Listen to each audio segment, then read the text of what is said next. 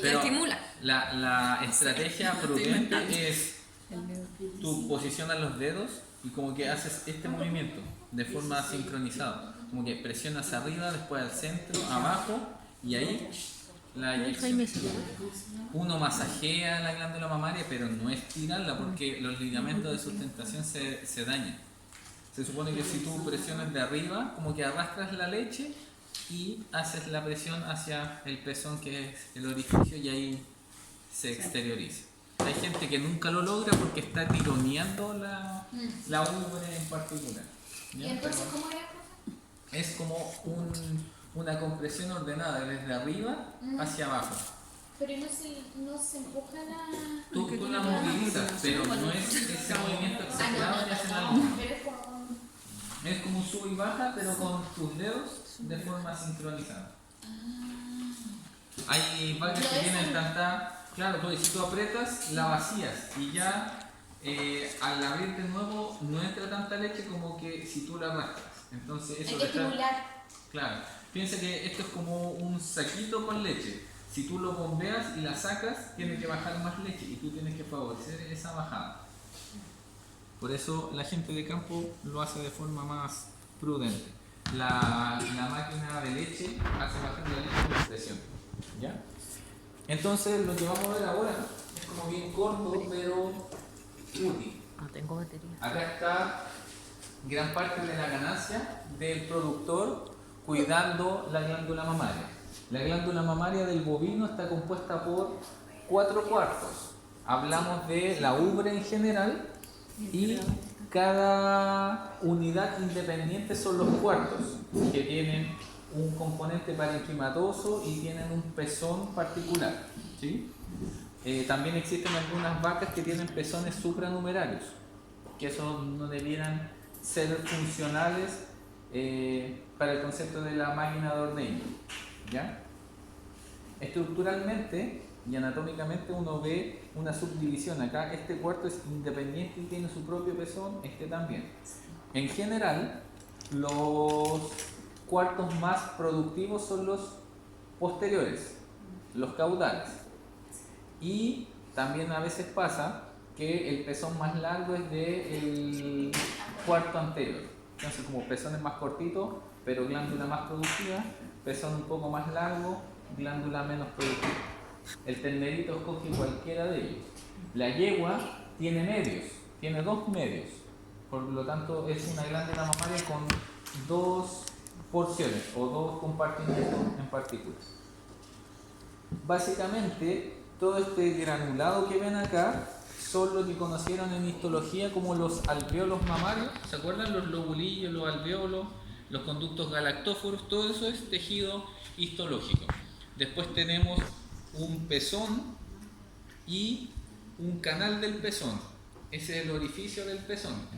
Por lo tanto, es ahí donde se acumula el contenido lácteo y ahí es donde va descendiendo. Hay una imagen muy buena que resume todo el componente de glándula mamaria.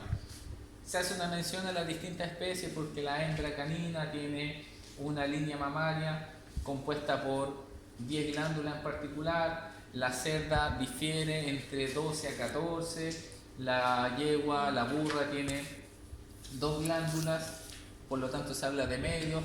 Los pequeños, ¿cómo se llama?, rumiantes también tienen sus glándulas establecidas y definidas. La vaca tiene estos 4 cuartos que son bastante evidentes y que son estructuras independientes. ¿Han escuchado hablar del concepto de mastitis? Sí. Bueno, es aquí donde se instaura y se aloja esa patología.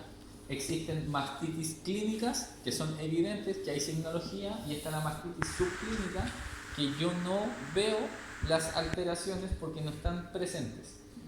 Pero sí la leche ya está con alteraciones. El hecho de que hayan células inflamatorias en la leche, eso habla de una mastitis subclínica. Y para eso hay pruebas y reactivos como medios de prueba para determinarlo. Cuando la glándula está adolorida, inflamada, en vez de producir leche bota suero o sangre de forma directa, eso ya es una mastitis clínica evidente. Los coliformes, la Escherichia coli, son uno de los principales patógenos que afectan la glándula mamaria, porque la vaca está prácticamente con la ubres metida en el barro o en el suelo permanentemente. Por lo tanto, la integridad del pezón y la conformación anatómica conservada favorece las líneas de defensa de la glándula mamaria.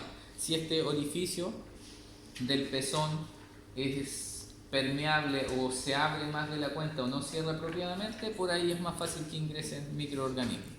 Por lo tanto, una buena glándula mamaria nos asegura una correcta función.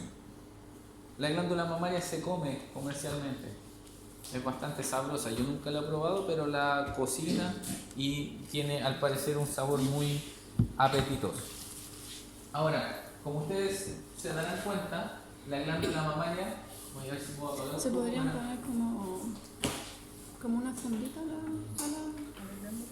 Sí, Si se fijan, estas glándulas mamarias de vacas productivas son en extremo muy desarrolladas. O sea, una vaca puede producir fácilmente 20 kilos de leche, pero como componente sólido.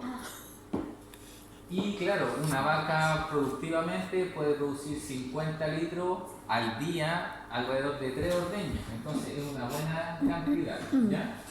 Si se fijan ahí, hay una serie de vasos sanguíneos. La glándula mamaria está posicionada ventralmente y más bien alojada en la zona inguinal, y eso hace de que estos animales con un desarrollo muy evidente a veces les cueste desplazarse por el agotamiento.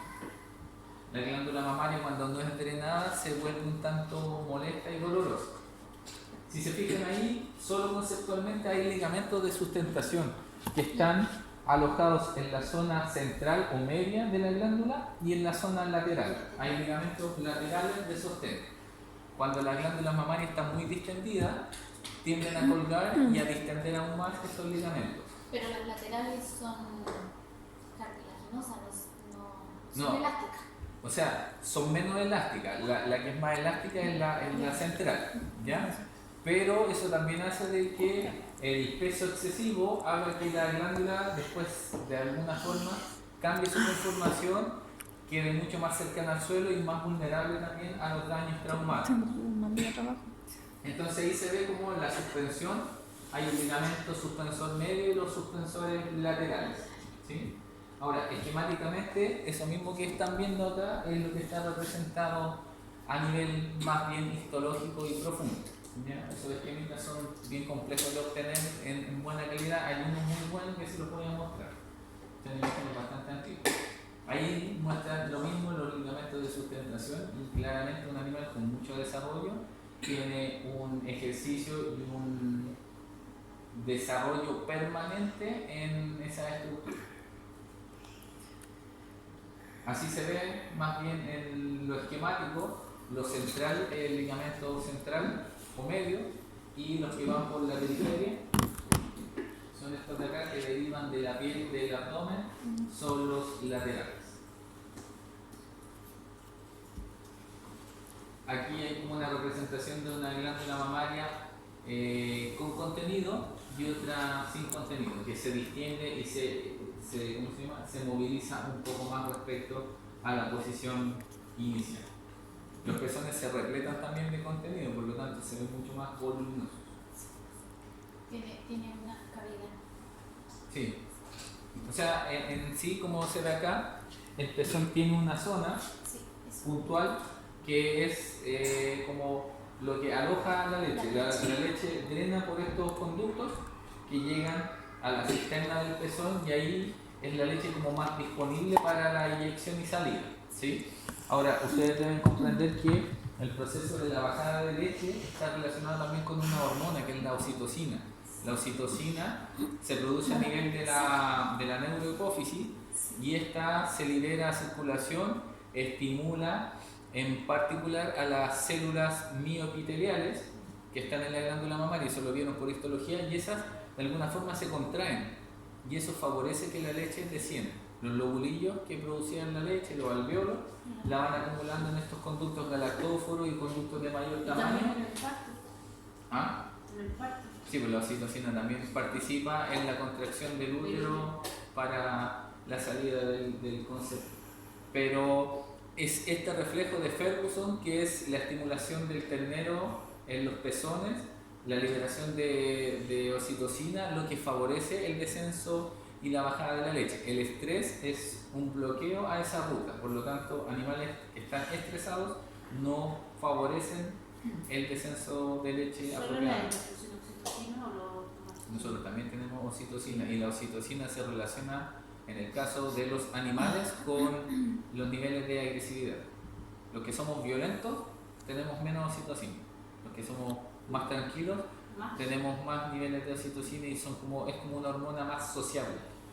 El macho que tiene más oxitocina, entre comillas, puede ser mejor padre, pero la hormona también es fluctuante. Los perros que tienen componente paternal elevado es porque está relacionado en parte con el nivel de oxitocina circulante. Pero ellos no la producen siempre.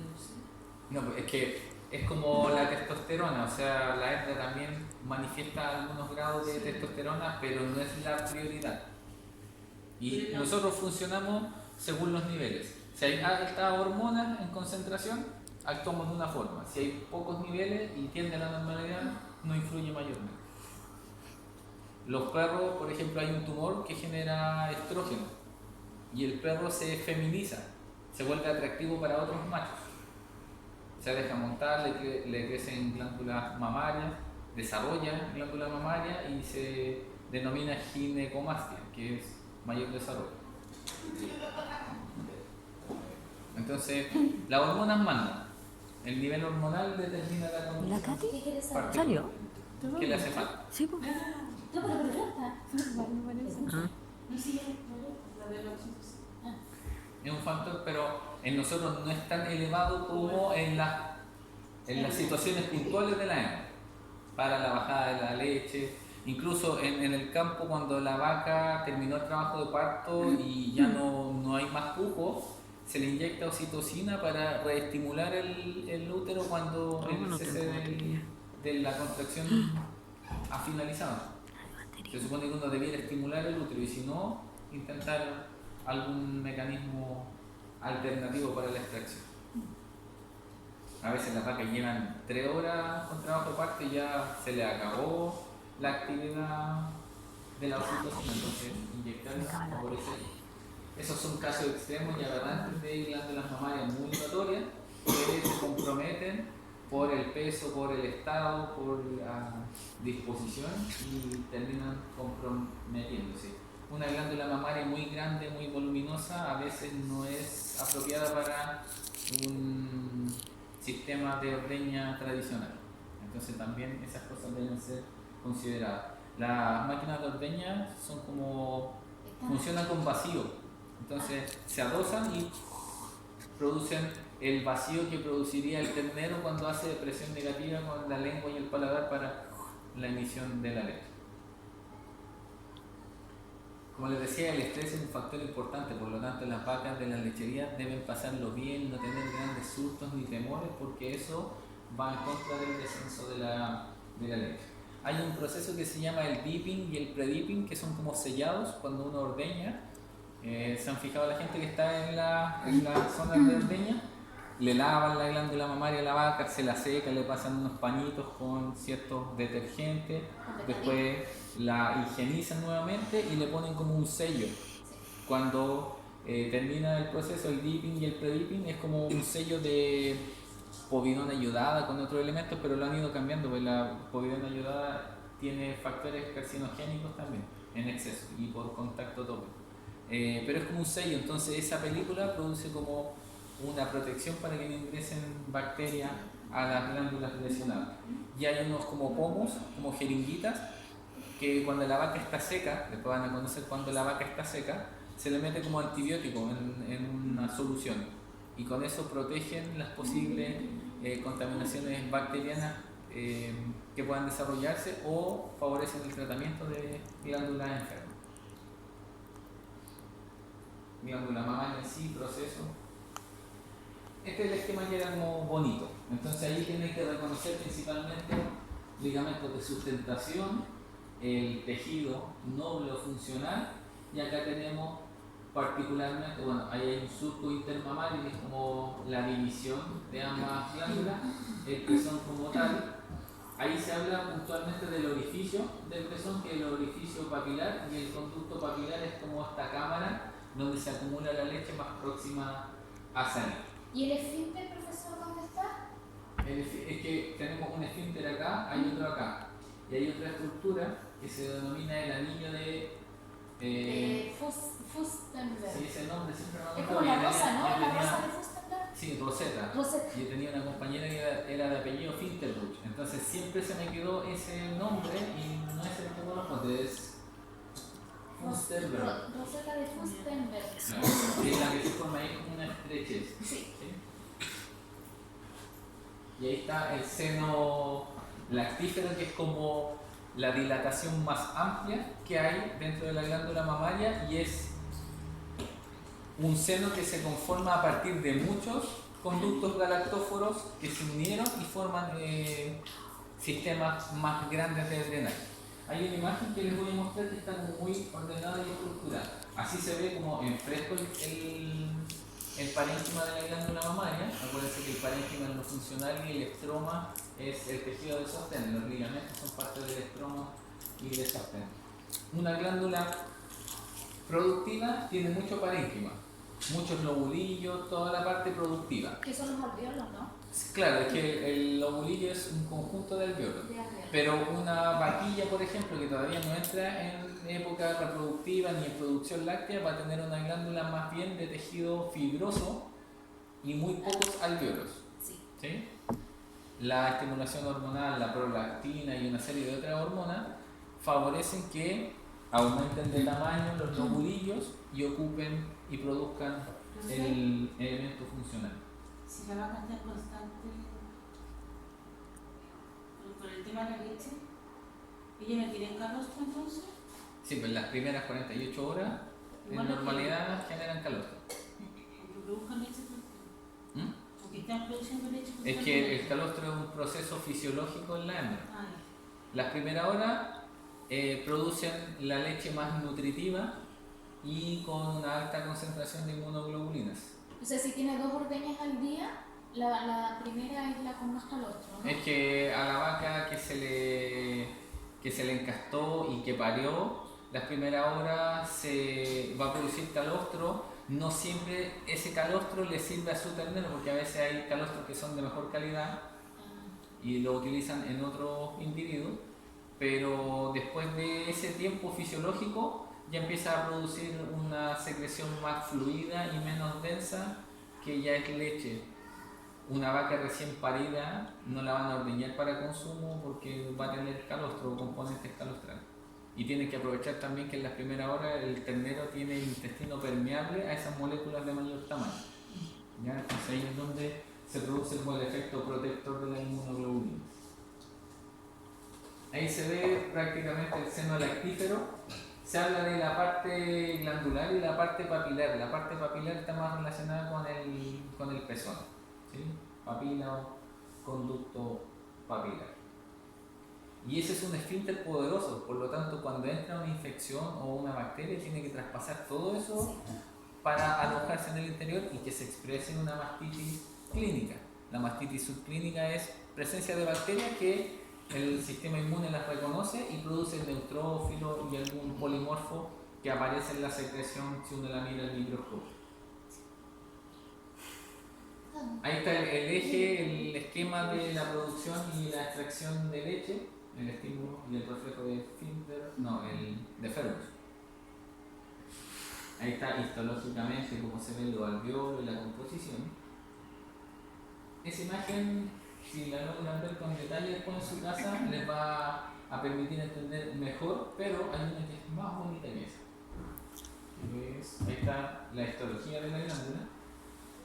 Es una reflexión con acrílico, con látex, que incorporan estos productos por los espacios disponibles de la glándula mamaria y después con ácido se comen todo lo orgánico y queda el molde. Entonces ahí se ve como la representación es como el negativo del espacio que ocupa la leche dentro de él. Ese esquema, ese que está en inglés, es como bien ordenadito, porque se ven los distintos lobulillos, los conductos, la formación de conductos más grandes hasta llegar a la cisterna de la glándula en sí, que es la dilatación más amplia, y después tenemos la cisterna del pezón, que es ese componente. Entonces, esto es como la representación de lo más pequeño a lo más macro que nosotros logramos observar en la glándula mamaria.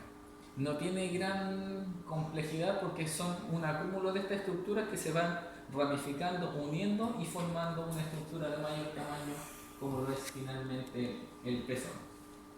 Y aquí se ve como con claridad. Esto es como que todos confluyen para formar estos que son más grandes y finalmente drenar en un solo pezón por cada cuarto. Ahora esto está muy irrigado, ¿sí? Y eso es lo que les tengo que mostrar en particular, la irrigación y el drenaje de la glándula mamaria. La aorta, ustedes saben que es la arteria de mayor calibre, desde que sale del corazón, pasa por el tórax y abdomen y llega a la zona de las ilíacas, que es la bifurcación que tiene la aorta para descender a los miembros. En particular de las externas, deriva hacia la femoral, y de la femoral hay arterias que son prepúbicas y se relacionan con las pudendas. Las pudendas, de alguna forma, tienen que ver con la irrigación de la parte genital.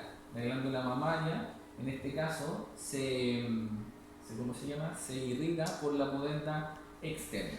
Y de ahí nace la arteria mamaria, que como es una gran glándula mamaria, tiene una disposición craneal o anterior y una arteria mamaria posterior o caudal. Entonces, en el esquema del dibujito, así se ve. De la aorta hay una bifurcación para la ilíaca, después de la femoral nace de alguna forma las pudendas, que son como las más evidentes, y de ahí la mamaria con una mamaria craneal o anterior y una mamaria posterior o caudal. Y algo similar ocurre en el caso del recorrido venoso, solamente que acá tenemos la cava como tal y acá hay una vena de mayor tamaño, que es la que drena el contenido de la glándula mamaria desde el punto de vista vascular. Cuando ustedes ven una vaca en alta producción, se le va a ver como un serpentín en el vientre, sí, un vaso muy grueso, y esa vena se llama vena epigástrica, que es la que le drena el contenido sanguíneo a la glándula mamaria. Esta de alguna forma llega a la torácica interna y después ingresa vía cava craneal al corazón nuevamente y completa el ciclo, ¿ya? Pero en la vaca, sobre todo en la que está lactante, a veces esta vena es de interés para obtener muestras de sangre. Es mucho más gruesa incluso por volumen que la yugular. Entonces es la vena de elección para tomar una muestra si es necesario. Ahí se ve un esquema de la disposición y aquí básicamente la abertura hacia la arteria o vena mamaria craneal y caudal respectivamente. Todo esto pasa por la zona ventral a lo que es el pubis y la bifurcación de las ilíacas. Por lo tanto, ahí es donde se produce la disposición por cada lado para la glándula mamaria. Acuérdense que como son 4 cuartos, tiene que haber una disposición tanto en el miembro derecho como en el izquierdo desde el punto de vista venoso y arterial. Profe, aparte de la epigástrica, ¿alguna más llega a las cavas?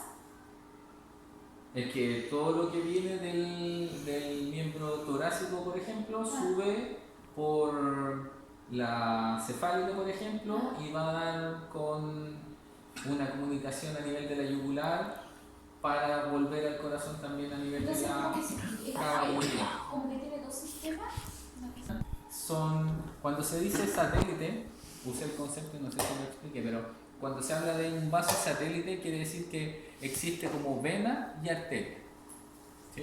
Por ejemplo, no existe la arteria epigástrica craneal, No existe. o no existe la arteria cefálica, ¿sí? Entonces cuando uno habla de vaso satélite es porque tiene el equivalente en el sistema torácico en el sistema venoso y arterial. Tarde. De tiempo. Es tarde.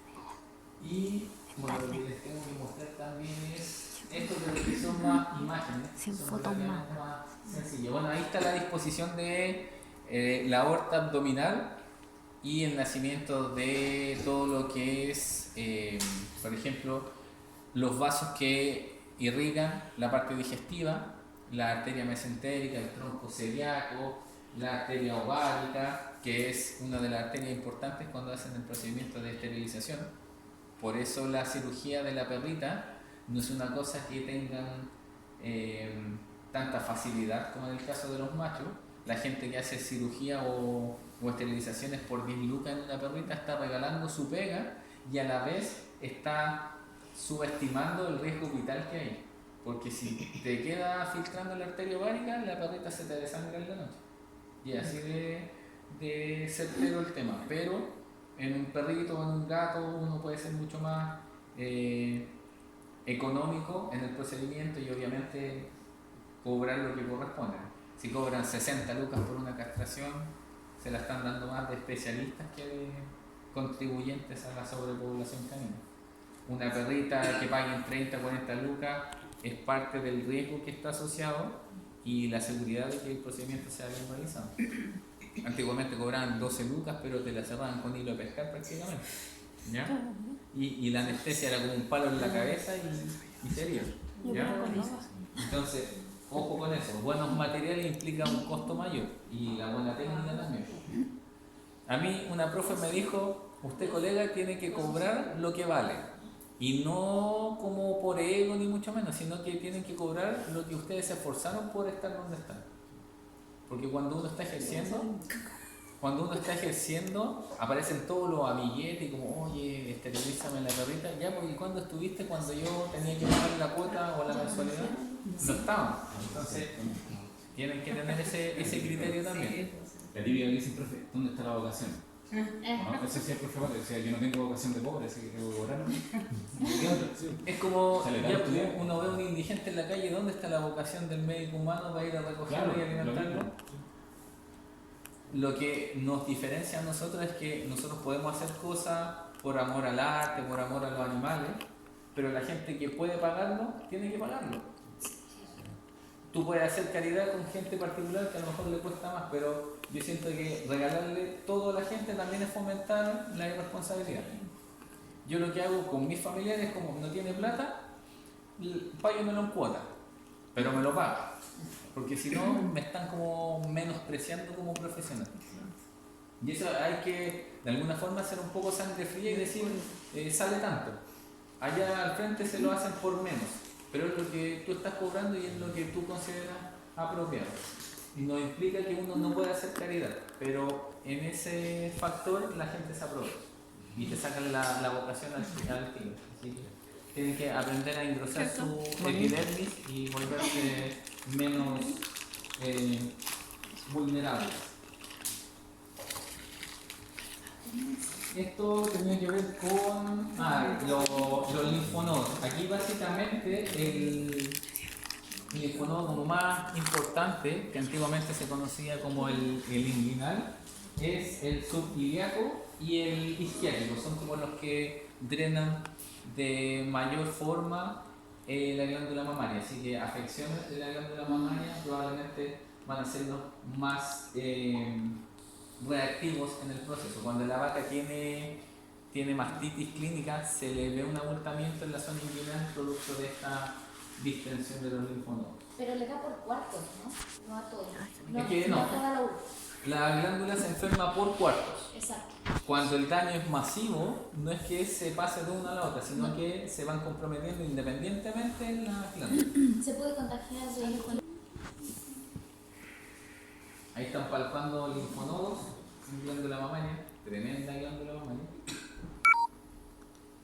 Aquí está la inervación. Bueno, esto está como apoyo, no lo vamos a ver porque no tenemos una disección o algo para poder mostrarlos, pero estos derivan principalmente de la zona lumbosacra, principalmente todo lo que es la inervación.